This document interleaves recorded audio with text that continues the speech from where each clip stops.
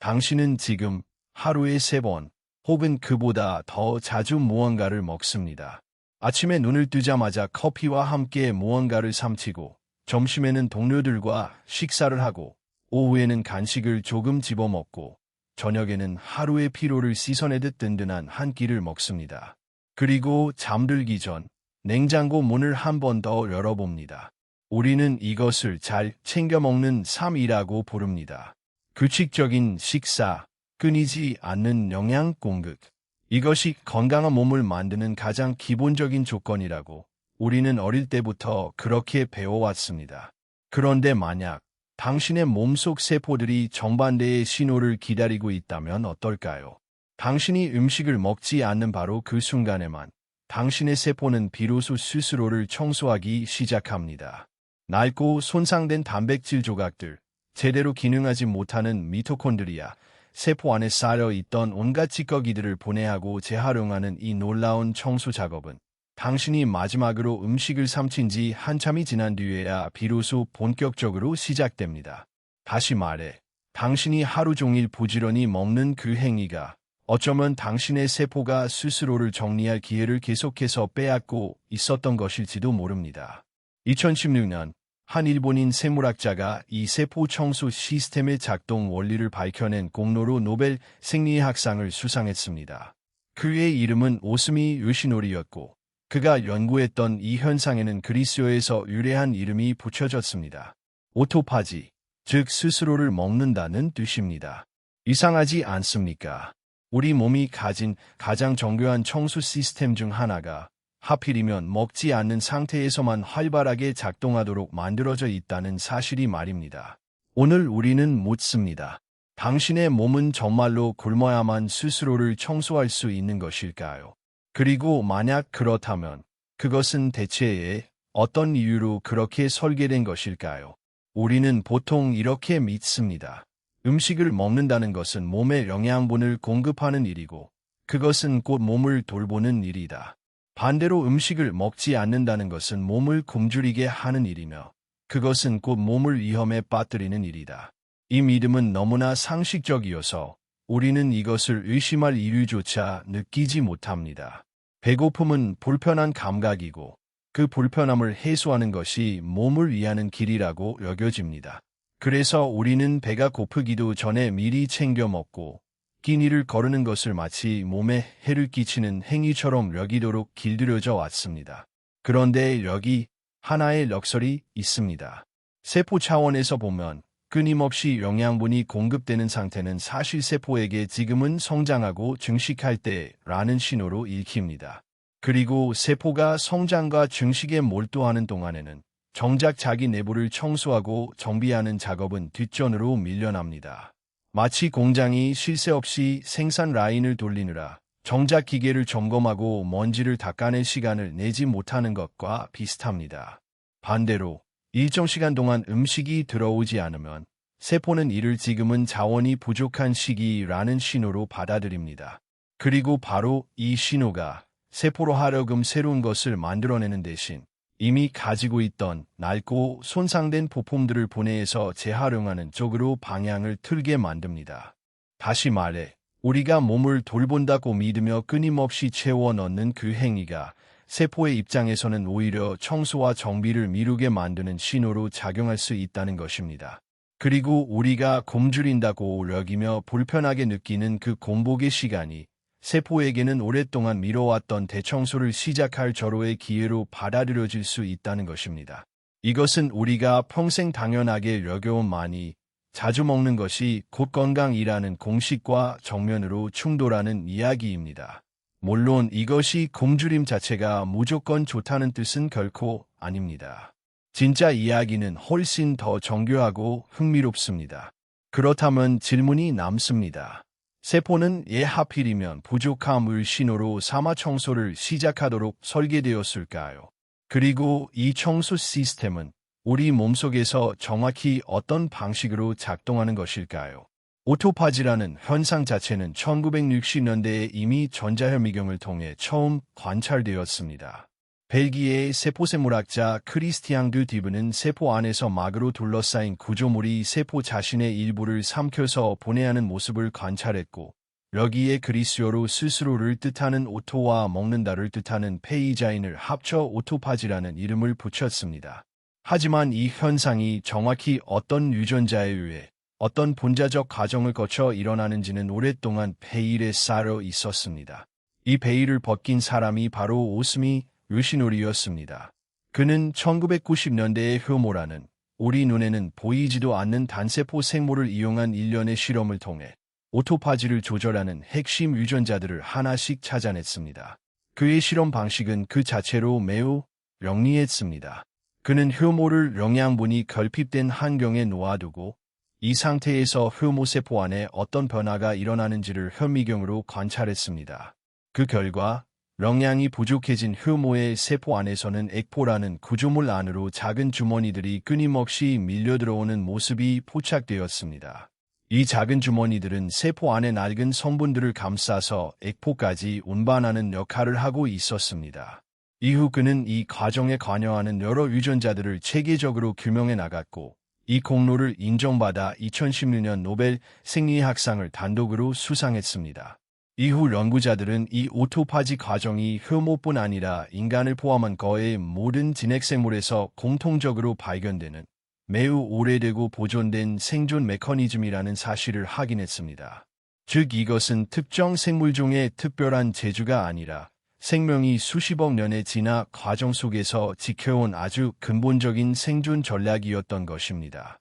영양 상태와 오토파지 사이의 관계를 보여주는 증거는 동물 실험에서도 폭넓게 확인되었습니다. 여러 동물 연구에서 먹이 섭취가 제한되었을 때 세포 내 오토파지 관련 활동이 증가하는 양상이 관찰되었습니다.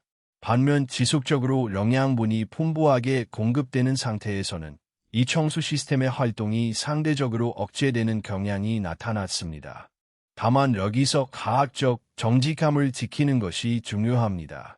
인간을 대상으로 한 연구에서 정확히 몇 시간의 공복이 오토파지를 얼마나 활성화시키는지를 정밀하게 측정하는 것은 기술적으로 매우 어려운 과제입니다. 오토파지는 살아있는 세포 안에서 일어나는 매우 역동적이고 미세한 과정이며, 이를 인간의 몸속에서 실시간으로 정확한 수치로 측정하는 방법은 아직 완전히 표준화되어 있지 않습니다.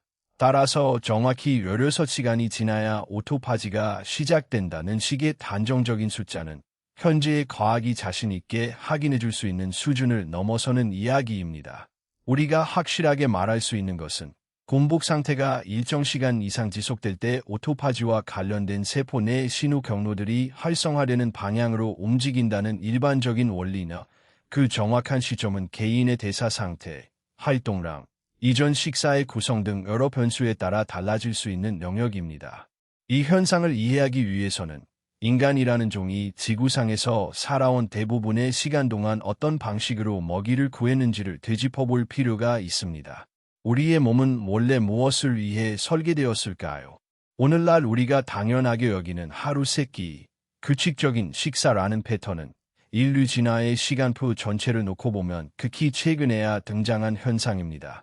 냉장고, 마트, 24시간 편의점이라는 존재는 인류 역사에서 눈 깜짝할 사이에 지나지 않는 최근 몇십 년, 길어야 100여 년 사이에 생겨난 것들입니다. 그 전까지 인류는 수백만 년에 이르는 대부분의 시간을 수렵과 채집을 하며 살아왔습니다. 이 시기에 인간에게 식량이란 언제든 원하는 만큼 얻을 수 있는 안정적인 자원이 아니었습니다.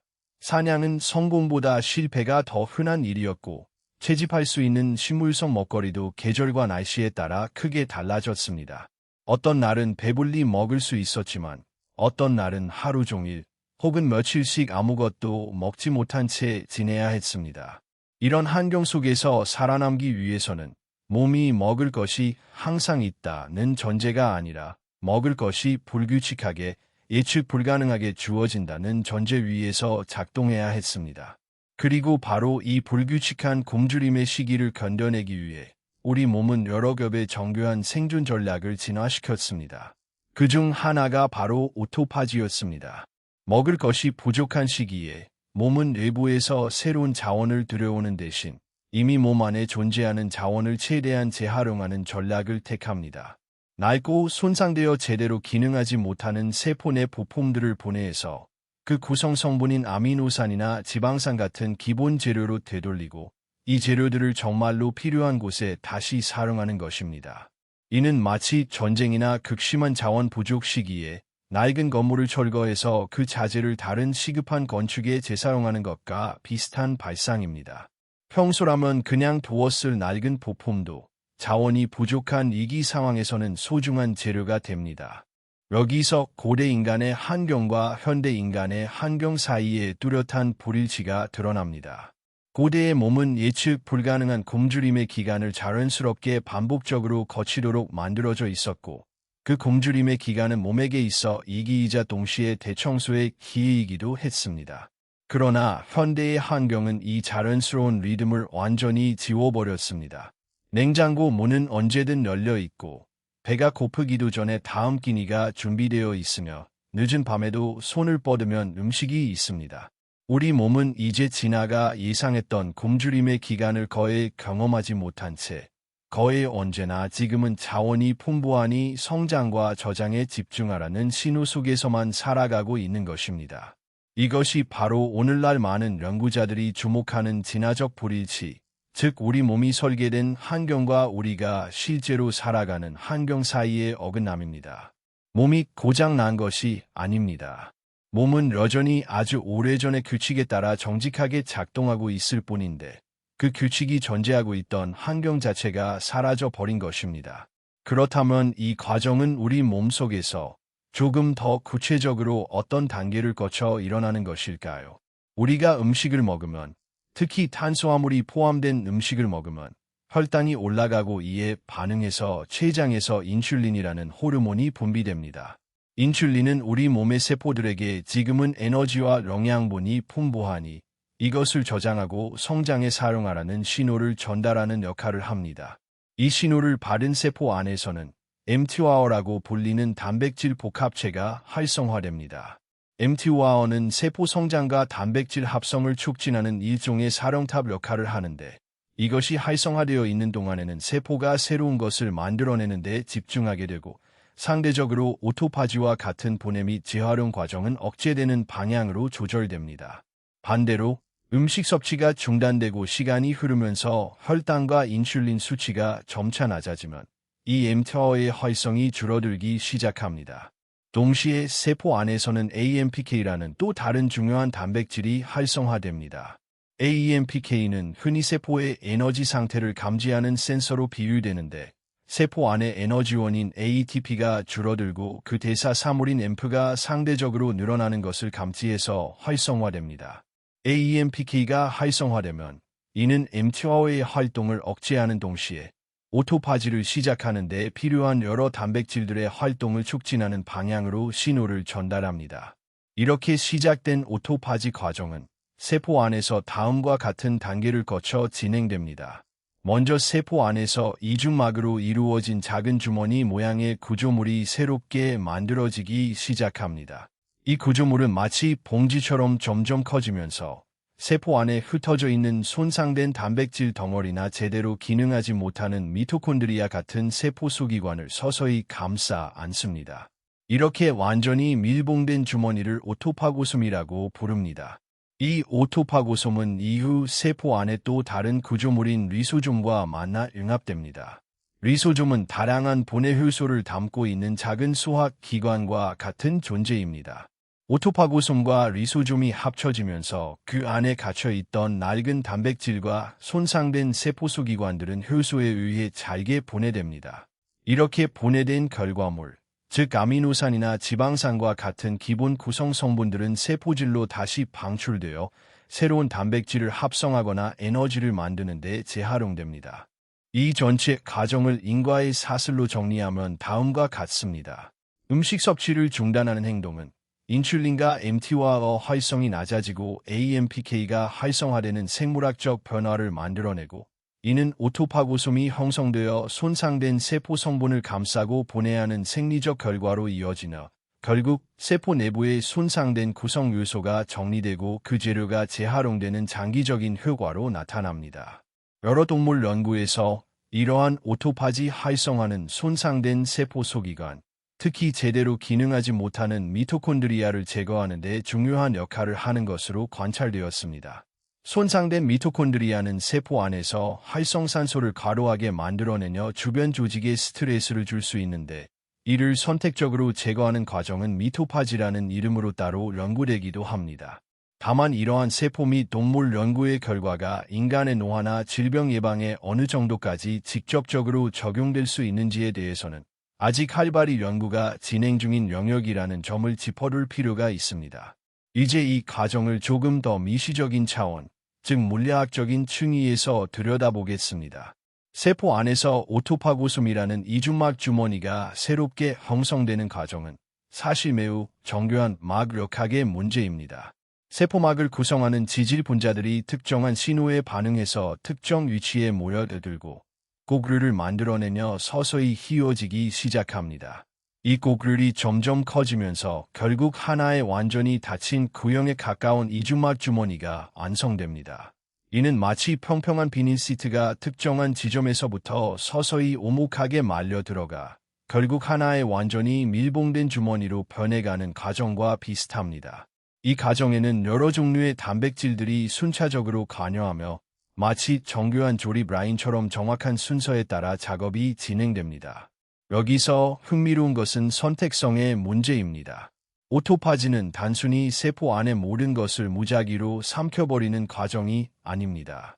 특히 손상된 세포 소기관을 제거하는 선택적 오토파지의 경우 특정한 표지 단백질이 손상된 부위에 부착되고 이 표지를 인식하는 또 다른 단백질이 오토파고솜을 형성하는 기계 장치를 정확히 그 손상 부위로 불러들입니다. 이는 마치 공장에서 불량품에만 특수한 색깔의 스티커를 붙여두고 컨베이어 벨트 위에 로봇 팔이 그 스티커가 붙은 제품만을 정확히 골라내어 폐기 라인으로 보내는 것과 유사한 정밀함을 보여줍니다. 또한 이 과정은 에너지 대사의 관점에서도 흥미로운 전환점을 보여줍니다. 음식을 섭취한 직후 우리 몸은 주로 탄수화물에서 유래한 포도당을 주된 에너지원으로 사용합니다. 그러나 공복 상태가 일정 시간 이어지면 간에 저장되어 있던 글리코겐이 점차 소진되고 몸은 서서히 저장된 지방을 분해해서 에너지원으로 사용하는 방향으로 대사의 축을 옮기기 시작합니다. 이 과정에서 지방산이 간에서 케톤체라는 물질로 전환되어 포도당을 대신하는 대체 에너지원으로 활용되기도 합니다. 이러한 에너지원의 전환은 세포 내부의 여러 신호 경로와 서로 맞물려 있으며 오토파지 활성화와 함께 일어나는 대사적 변화의 큰 그림 중 일부를 이룹니다. 여력학적으로 보면 이 전체 과정은 세포가 제한된 자원 환경 속에서 질서를 유지하기 위해 벌이는 정교한 싸움이라고도 볼 수 있습니다. 살아있는 세포는 끊임없이 주변 환경과 에너지를 주고받으며 무질서로 향하려는 자연의 경향에 맞서 스스로의 구조와 기능이라는 질서를 유지해야 합니다. 손상된 단백질과 기능이 저하된 소기관을 그대로 방치한다면 세포 내부의 무질서는 점차 누적될 것입니다. 오토파지는 제한된 에너지 자원을 활용해서 이 누적되는 무질서의 일부를 능동적으로 되돌리고 재정비하는 세포 차원의 질서 유지 활동이라고 이해할 수 있습니다. 그렇다면 이 모든 과정 속에서 뇌와 신경계는 어떤 역할을 하고 있을까요? 먼저 짚고 넘어가야 할 것은 오토파지는 몸 전체의 거의 모든 세포에서 일어나는 현상이며 여기에는 뇌를 구성하는 신경세포, 즉 뉴런도 포함된다는 점입니다. 여러 동물 연구에서 뉴런 내부의 오토파지 기능이 제대로 작동하지 않을 경우 손상된 단백질 응집체가 신경세포 안에 비정상적으로 쌓이는 현상이 관찰되었습니다. 이러한 단백질 응집체의 축적은 여러 신경퇴행성 질환의 특징으로도 알려져 있어 뉴런 내부의 청수 시스템이 신경계의 장기적인 건강과 밀접하게 연관되어 있을 가능성에 대한 연구가 활발히 이루어지고 있습니다. 다만 이는 아직 활발히 연구되고 있는 영역이며 공복이 인간의 뇌에서 정확히 어느 정도의 오토파지 활성화를 이끌어내는지에 대해서는 신중하게 접근할 필요가 있습니다. 한편, 공복 상태와 뇌 사이의 관계는 오토파지라는 세포 차원의 현상을 넘어서 훨씬 더 직관적으로 체감할 수 있는 또 다른 차원에서도 나타납니다. 바로 배고픔이라는 감각과 그에 따른 뇌의 반응입니다. 우리의 뇌, 특히 시상하부라는 영역은 몸의 에너지 상태를 지속적으로 감지하고 이에 따라 배고픔과 포만감이라는 감각을 만들어내는 핵심적인 역할을 합니다. 위장에서 분비되는 그렐린이라는 호르몬은 배고픔을 유발하는 신호로 잘 알려져 있으며 지방 조직에서 분비되는 렙틴이라는 호르몬은 반대로 포만감과 관련된 신호를 전달합니다. 공복 시간이 길어지면 이러한 호르몬들의 균형이 변화하면서 우리는 점점 더 강하게 배고픔을 느끼게 됩니다. 흥미로운 점은 이러한 배고픔의 감각이 단순히 불쾌한 신호로만 작동하는 것이 아니라는 사실입니다. 진화적인 관점에서 보면 먹을 것을 찾아야 하는 절박한 상황일수록 뇌는 오히려 더 예민하고 기민한 상태를 유지할 필요가 있었을 것입니다. 배가 고픈 상태에서 몸이 축 늘어지고 정신이 흐려진다면 먹이를 찾아 나서는데 오히려 불리했을 것이기 때문입니다. 실제로 일부 동물 연구에서는 공복 상태에서 그렐린 수치가 상승하는 것이 학습과 기억을 담당하는 뇌 영역인 해마의 기능과도 관련이 있을 가능성이 제기되어 왔으며 이는 먹이를 찾는 데 필요한 공간 기억이나 탐색 능력과 연관되어 있을 것이라는 가설로 이어지고 있습니다. 다만 이러한 연구 결과를 인간에게 그대로 적용해서 공복이 곧 집중력 향상을 보장한다는 식으로 단순화하는 것은 신중해야 하며 개인차와 상황에 따라 그 경험은 크게 달라질 수 있습니다. 여기서 우리는 신경가소성이라는 개념과도 연결지어 생각해 볼 수 있습니다. 우리 몸이 규칙적인 공복과 식사의 리듬을 반복적으로 경험할 때 뇌의 여러 영역과 신체의 대사 시스템은 이 리듬에 서서히 적응해 나갑니다. 오랫동안 거의 쉬지 않고 자주 먹는 패턴에 익숙해진 몸은 그 패턴을 하나의 정상 상태로 학습하게 됩니다. 그리고 이 학습된 정상 상태 안에서는 낮 시간의 공복조차 몸에게 낯설고 불편한 신호로 받아들여질 수 있습니다. 여기서 우리는 다음과 같은 깊은 통찰에 도달합니다. 몸이 단순히 배고픔에 약한 것이 아닙니다. 뇌와 대사 시스템은 우리가 반복적으로 제공해온 식사 패턴에 맞추어 무엇이 정상적인 리듬인지를 끊임없이 새롭게 학습하고 있는 것입니다.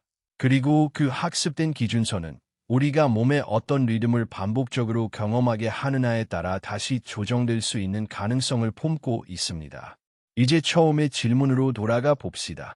왜 우리 몸의 세포는 하필이면 음식이 부족한 시기에만 스스로를 청소하는 시스템을 활발하게 가동하는 것일까요?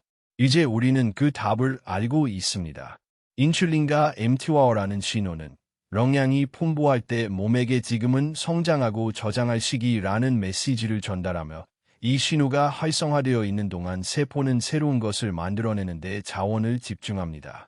반대로 공복이 이어지며 이 신호가 약해지고 AMPK가 활성화되면 세포는 방향을 바꾸어 이미 가지고 있던 낡고 손상된 부품들을 분해하고 재활용하는 쪽으로 자원을 돌립니다.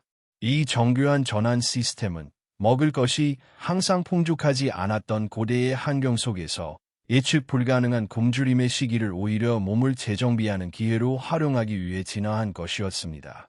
굶주림은 위협이었지만 동시에 몸이 스스로를 정리할 수 있는 유일한 창문이기도 했습니다. 그러나 현대의 환경은 이 창문을 거의 닫아버렸습니다.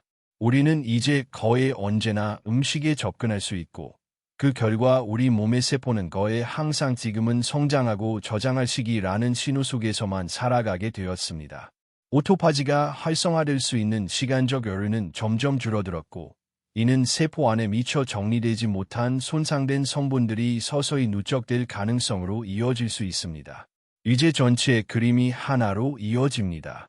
끊임없이 먹는 현대의 식습관은 굶주림의 시기를 반복적으로 경험하도록 설계된 우리 몸의 오래된 진화적 조건과 근본적으로 어긋나 있으며 그 결과 인슐린과 mTOR가 지속적으로 활성화되고 AMPK와 오토파지 관련 신호는 상대적으로 억제되는 생물학적 결과를 낳고 이는 세포 내부의 미세한 청소 작업이 충분히 이루어지지 못하는 물리적 결과로 이어지며 결국 세포 손상 요소들이 서서히 누적될 수 있는 장기적인 변화로 나타날 가능성이 있습니다. 우리가 잘 챙겨 먹는다고 믿어온 그 습관이 세포의 관점에서는 청소할 기회를 계속해서 미루도록 만드는 신호였을 수도 있다는 것. 이것이 바로 이 역설의 핵심입니다. 여기서 이 이야기를 두려움으로 끝낼 필요는 전혀 없습니다. 당신의 몸이 지금 이 순간 손상되고 있다는 뜻이 아닙니다. 이것은 당신의 몸이 당신이 지금까지 반복해온 식사 리듬에 지극히 합리적으로 적응해 왔다는 뜻일 뿐입니다. 그리고 몸의 대사 시스템은 나이와 상관없이 상당한 유연성을 가지고 있으며 새로운 리듬에 다시 적응할 수 있는 능력을 지니고 있습니다. 다만 여기서 반드시 강조해야 할 것이 있습니다. 이 영상은 특정한 단식 방법이나 정확한 공복 시간을 처방하기 위한 것이 아닙니다. 오토파지와 관련된 대부분의 정밀한 연구는 아직 동물 실험 수준에 머물러 있으며 인간에게 있어 최적의 공복 시간이나 방식은 개인의 건강 상태, 나이, 기존 질환 여부에 따라 크게 달라질 수 있습니다. 특히 당뇨병이나 그 밖의 대사 질환이 있는 경우, 임신이나 수류 중인 경우, 성장기 청소년, 그리고 시기와 관련된 어려움을 겪고 있거나 겪었던 경우에는 스스로 판단해서 공복 시간을 늘리기보다 반드시 의료 전문가와 상담한 뒤 접근하는 것이 중요합니다. 그럼에도 불구하고 이 이야기가 우리에게 전하는 원리 차원의 통찰은 분명합니다. 우리 몸은 끊임없는 섭취만이 유일하게 옳은 상태라는 전제 위에서 설계되지 않았습니다. 오히려 몸은 먹는 시기와 먹지 않는 시기가 자연스럽게 번갈아 나타나는 리듬 속에서 균형을 찾도록 만들어져 있습니다. 실천할 수 있는 방향은 극단적인 변화가 아니라 아주 작은 인식의 전환에서 시작될 수 있습니다. 첫째, 배가 고프기도 전에 습관적으로 혹은 무료함이나 스트레스 때문에 음식을 찾고 있지는 않은지 스스로 돌아보는 것입니다. 진짜 배고픔의 신호와 단지 습관이 만들어낸 신호를 구분해 보려는 시도만으로도 우리는 자신의 식사 리듬을 조금 더 의식적으로 바라볼 수 있게 됩니다. 둘째, 자기 자신에게 맞는 자연스러운 공복의 시간을 무리하지 않는 선에서 조금씩 늘려보는 것입니다. 이는 극단적인 절식이 아니라 예를 들어 늦은 밤 야식을 줄이거나 다음 날 아침 식사를 조금 여유 있게 시작하는 것과 같은 작은 조정에서부터 출발할 수 있습니다. 셋째, 무엇보다 중요한 것은 이러한 변화를 죄책감이나 강박이 아니라 몸에 대한 이해와 존중의 태도로 접근하는 것입니다. 몸은 부서진 기계가 아니라 아주 오랜 시간 동안 정교하게 다듬어져 온 지혜로운 시스템입니다. 그 시스템이 필요로 하는 리듬을 조금씩 되찾아 가는 과정 자체가 이미 몸을 향한 가장 근본적인 돌봄이라고 할 수 있습니다. 다시 처음에 그 질문으로 돌아가 봅시다. 당신이 마지막으로 음식을 삼킨 뒤 몇 시간이 지나야 당신의 세포는 비로소 스스로를 정리하기 시작할까요? 이 질문에 대한 정확한 숫자는 어쩌면 우리가 지금까지 생각했던 것만큼 중요하지 않을지도 모릅니다.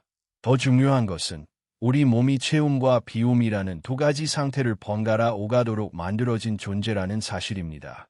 체움은 성장을 위한 시간이었고 비움은 정리를 위한 시간이었습니다. 이 두 가지는 대립하는 것이 아니라 서로를 완성시키는 하나의 리듬이었습니다. 그런데 현대의 우리는 이 리듬 중 오직 체움이라는 절반만을 선택하며 살아가고 있는 것은 아닐까요? 끊임없이 무언가를 들여오면서 정작 오래전부터 몸속에 예정되어 있던 그 조용한 청소의 시간은 계속해서 미루고 있는 것은 아닐까요?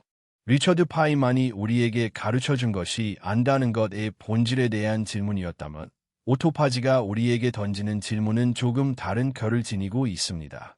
그것은 바로 존재한다는 것은 끊임없이 채워지는 것만을 의미하지 않으며 때로는 비움 속에서 비로소 스스로를 회복하는 것이라는 아주 오래된 그러나 우리가 잊고 지내온 지혜입니다.